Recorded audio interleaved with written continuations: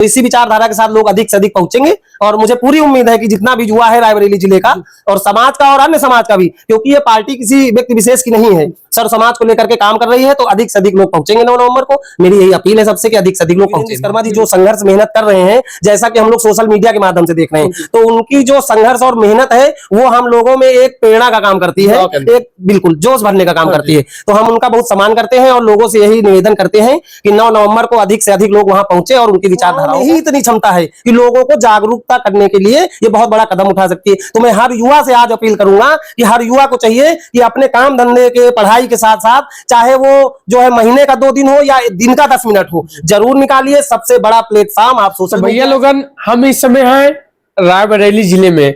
हम लगातार विभिन्न जिलों में जा रहे हैं और जनसंपर्क कर रहे हैं, अपने समाज के युवाओं को, एक युवाओं से बातचीत कर रहे हैं कि जिला पंचायती भी आ रहा है और बीडीसी और ग्राम स्तर का भी आ रहा है। तो हमारे समाज के युवा कैसे एक्टिव है, किस तरह उनकी छवि है हमारे बीच में, आप लोग सोशल मीडिया पे देखते होंगे। तो पहले तो बहुत बहुत स्वागत है भैया। नमस्कार सब लोगों को जी। मैं अखिल विश्वकर्मा लकी लोहार जी, कोरिहर रायबरेली जी। आज आप चुनाव की तैयारी कर रहे हैं, कब से आपकी तैयारी चल रही है और क्यों आया मन में कि चुनाव लड़ना चाहिए? मेरी तैयारी ये चुनाव को लेकर के मन में तो मुझे ये अभी जल्दी ही 1-2 साल पहले आया।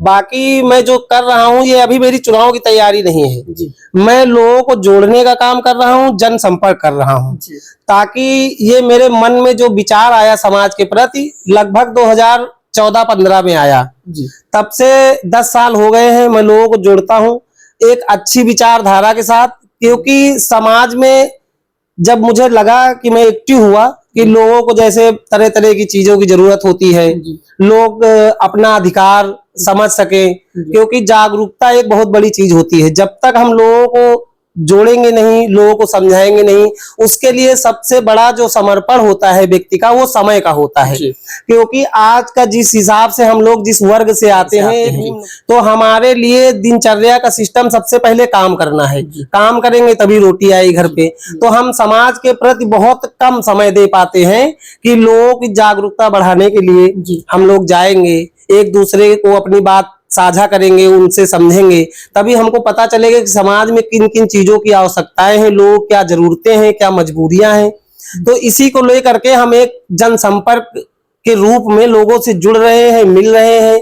हमारा ये है कि एक सेवा भाव के नाते अगर जनता जो है हमको, लोग जो है अगर समझेंगे कि नहीं हमारी विचारधारा एक अच्छी विचारधारा है, लोग सेवा का मौका देंगे, तो चुनाव का जब अभी तो टाइम है, जब अगर समय आएगा वैसा, अभी जब सीट क्या आएगी कुछ पता नहीं है, जब क्लियर होगा, अगर अवसर जनता हमको अगर अवसर देगी तो हम उसको पूरी निष्ठा के साथ जो है वो चीज काम करने की कोशिश करेंगे। अभी तो सिर्फ यही है कि युवाओं को जोड़ना है, लोगों के बीच में जा करके जो है लोगों को जागरूक करना है कि जैसे कि आप समझ रहे हैं कि हर गांव में पहले क्या होता है, आज की डेट में तो ज्यादातर युवा या वैसे भी सभी लोग ज्यादा समझदार हो गए हैं, क्योंकि आजकल एक बहुत अच्छा प्लेटफॉर्म है सोशल मीडिया प्लेटफॉर्म। इसके थ्रू आप घर बैठे सारी चीजों को जानकारी कर रहे हैं, नॉलेज ले रहे हैं, कहाँ क्या चल रहा है, कहाँ क्या नहीं चल रहा है। तो इसी क्रम में हम लोग जो है जितनी ज्यादा मेहनत करके लोगों को जागरूकता बढ़ाने का काम करेंगे, क्योंकि पहले क्या है कि लोग एक थोड़े से लालच में लोगों को ले करके ठगी का शिकार लोग हो जाते थे। तो एक ये भी एक बहुत बड़ा कारण है कि जैसे अभी क्या है कि हर गांव हर देहात में देखते हैं कि जैसे एक ठेकेदारी नाम को बदनाम करते हैं लोग, तो वहां के बस कुछ 1-2 लोग, कोई भी नेता आया वो 1-2 लोगों से मिल लेगा और वही लोग बता देते हैं कि ये जो पूरा समाज है हमारे ठेके पे चल रहा है। वो ठेकेदार ऐसा व्यक्ति होता है कि लोगों का सिर्फ ठगने का काम करता है। जैसे कि आजकल सोशल मीडिया में भी पैसा किसी से ले रहा है समाज के नाम पे कि हम नौकरी दिलवा देंगे, ये करवा देंगे, वो आप सब लोग देख ही रहे हैं। तो इसीलिए जागरूकता बढ़ाने के लिए बहुत जरूरी है कि लोग जागरूक हो। तो हम बस इसी को लेकर के लोगों के बीच में जा रहे हैं, अपनी बात को कहते हैं, लोगों को समझते हैं। जैसा कि आज एक आप युवा हैं, लेकिन देखा जाए और युवा के अंदर ये अपना राजनीतिक प्रति वे नहीं है। और आज के समय ऐसा चल रहा है, हिंदू मुस्लिम इतना भेदभाव हो रहा है जातिवाद पे।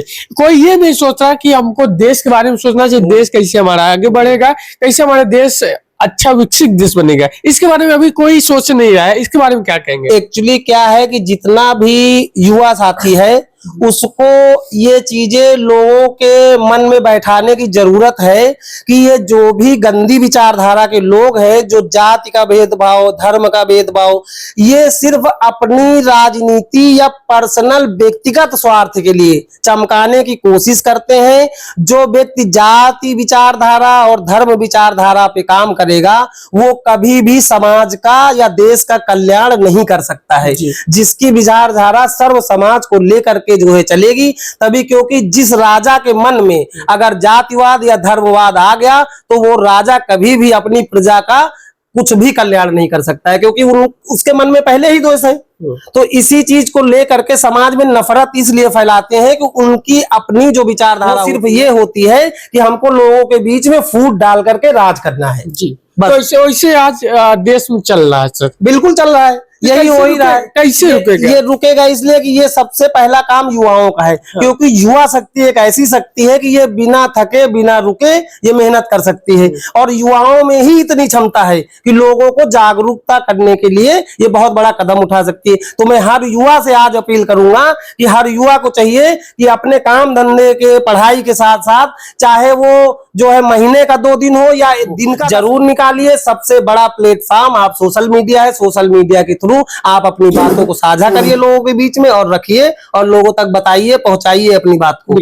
तो भैया लोगन, जैसा कि आप देख सकते हैं युवाओं को लेकर काफी महत्वपूर्ण संदेश दिए, क्योंकि आज का युवा राजनीति में कोई इंटरेस्ट नहीं कर रहा है, उससे तो ये सब फिजूल की चीज लगती है। लेकिन लकी भैया ने जो संदेश दिया, एक युवा को देश के प्रति सोचना चाहिए। जो भगत सिंह जैसे सपना देखे तो इससे तो इस समय नहीं हो रहा है, इसमें जातिवादी ज्यादा पहला है। तो हमारा काम है कि समाज को कैसे आगे बढ़ेगा और युवाओं की विचारधारा। बहुत सम्मान करता हूं डॉक्टर वीरेंद्र विश्वकर्मा जी का, जो कि एक राष्ट्रीय अध्यक्ष के तौर पे पद पे है। लोग सोशलिस्ट पार्टी उन्होंने चयनित किया है। मैं पार्टी को लेकर के कोई बहुत बड़ी बात नहीं करूंगा, क्योंकि एक पार्टी की विचारधारा अलग होती है, तो मैं उसको ना लेकर के एक समाज के नाते, जैसे कि हर किसी को अपनी जाति और समाज से प्रेम करने का अधिकार है, तो मैं एक समाज के नाते यही करूंगा कि लोगों से मैं निवेदन करता हूं, आग्रह करता हूं कि अधिक से अधिक लोग वहां पर पहुंचे 9 नवंबर को लखनऊ में, और डॉक्टर साहब की विचारधाराओं को समझने की कोशिश करें,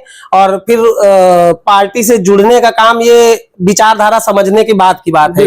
अभी क्या है, किसी भी व्यक्ति की एक जो मेहनत होती है तो एक अच्छी विचारधारा को लेकर के ही हर व्यक्ति मेहनत करता है और संघर्ष करता है।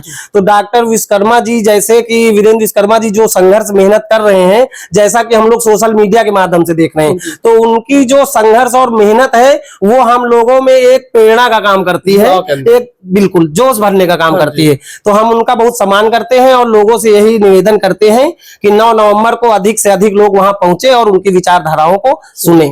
अच्छा, आपका बगल का जिला है लखनऊ जी, तो क्या लगता है यहाँ के युवा को जाना चाहिए? बिल्कुल जाना चाहिए और जाएंगे युवा, बिल्कुल युवा जाएंगे। मैं किसी भी संघर्ष कर रहे व्यक्ति को सुनने का हर व्यक्ति का अधिकार है और सुनना भी चाहिए, क्योंकि आप किसी के संघर्ष को अगर समझेंगे नहीं, सुनेंगे नहीं, फिर जो शोषण हो रहा है समाज में उसके प्रति आप बोलने का अधिकार नहीं है। क्योंकि जब लिए व्यक्ति संघर्ष करके कोई मेहनत करके आगे बढ़ रहा है और उसी विचारधारा को लेकर के चल रहा है कि लोगों के ऊपर शोषण ना हो, उनको अधिकार मिले अपना, तो आप जब अगर उसके लिए समय नहीं निकालेंगे, उसके प्रति आप अपना समर्पण नहीं देंगे, तो उस व्यक्ति को सहारा नहीं बनेंगे, तो वो व्यक्ति कैसे आगे बढ़ पाएगा। तो इसी विचारधारा के साथ लोग अधिक से अधिक पहुंचेंगे और मुझे पूरी उम्मीद है कि जितना भी युवा है रायबरेली जिले का और समाज का और अन्य समाज का भी, क्योंकि ये पार्टी किसी व्यक्ति विशेष की नहीं है, सर समाज को लेकर के काम कर रही है, तो अधिक से अधिक लोग पहुंचेंगे 9 नवंबर को। मेरी यही अपील है सबसे कि अधिक से अधिक लोग पहुंचे। तो भैया लोगन, हम इस पहले आजमगढ़ जिले में थे, अब रायबरेली आते बंद, क्योंकि लकी भैया सोशल मीडिया पे काफी, यही सोशल मीडिया भैया ने बताया कि आप लोग सोशल मीडिया का पहले महत्व समझे, एक दूसरे से नेटवर्क, एक दूसरे जुड़ाव का वो मिलता है। और आप सभी से निवेदन है कि आप हर युवा जिला पंचायती तैयारी कीजिए, बीडीसी की तैयारी कीजिए। जब तक युवा राजनीति में भागीदारी नहीं लेगा तो देश का कैसे विकास होगा? देश के आज के समय में हिंदू, मुस्लिम, सिख, ईसाई, मतलब इतना जातिवाद पे वह हो रहा है कि क्या बताए, सभी को अपना रोटी सेकना है। तो आप क्या इस वीडियो पे कमेंट करेंगे, इस पे अपने विचार रखें, लेकिन आपको भी समाज प्रति लगाव रखना पड़ेगा, समाज के लिए आगे बढ़ना पड़ेगा। तो मैं आपके बीच रघु विश्वकर्मा खास। जय हिंद, जय भारत।